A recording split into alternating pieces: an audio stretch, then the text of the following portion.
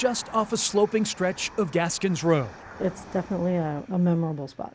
Manicured lawns grace tidy homes along Weston Lane. 2 decades ago, this tranquil neighborhood sprouted up on a sprawling farm in vast woods. Today, few drivers passing by may know that this area The deaths were just horrific. was the scene of one of the most grisly crimes in Henrico's storied history. She was very vivacious, tons of energy.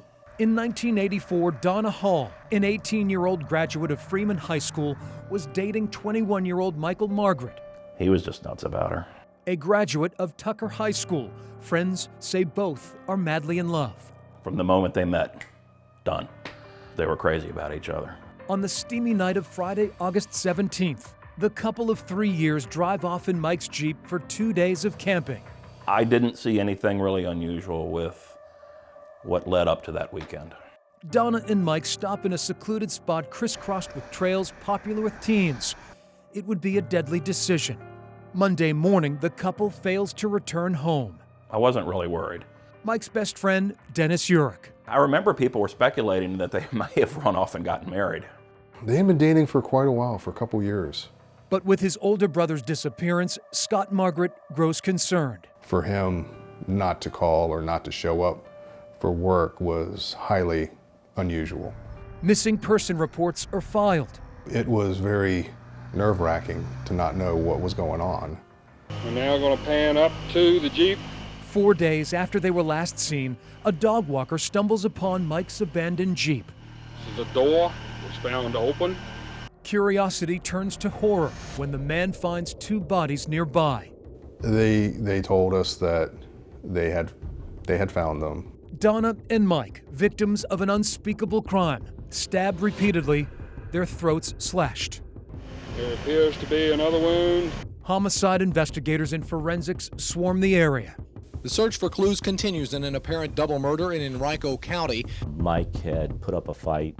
Cold case detective Thomas Holsinger says days of torrential rains wash away vital evidence. It's just awful. Police interview friends and develop leads, but the trail soon grows cold. You just feel like this is a very bad nightmare.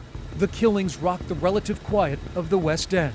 Nothing like this, had happened. It was unheard of. Absolutely unheard of. Investigators say the couple was carrying a large sum of money to possibly buy drugs. The cash never found. At this time, robbery has been ruled out as a motive in the slings because none of the victims' valuables were taken. I do think that drugs were involved, but I do think that the people knew each other. Investigators suggest the killings may also be a crime of passion or revenge.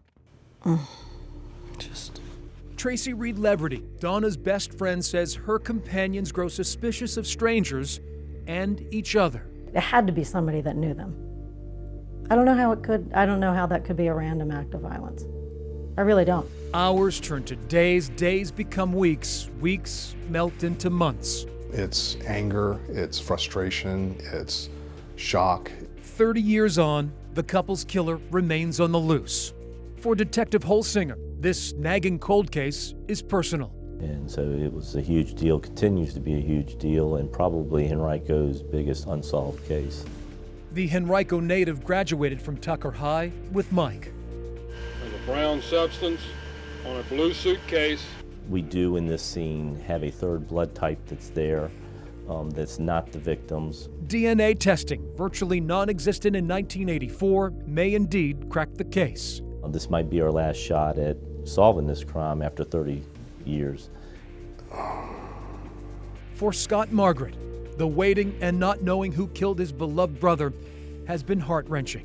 You want that knock on the door, but here it is 30-some years later and still no knock.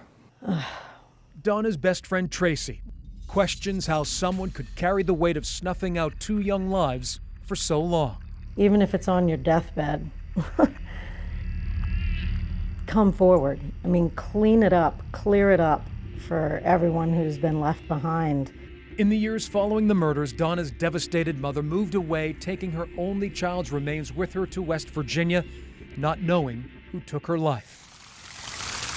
As for Mike Margaret, He was buried at West Hampton Memorial Park on Patterson Avenue in a simple grave across the street from where his life ended so long ago.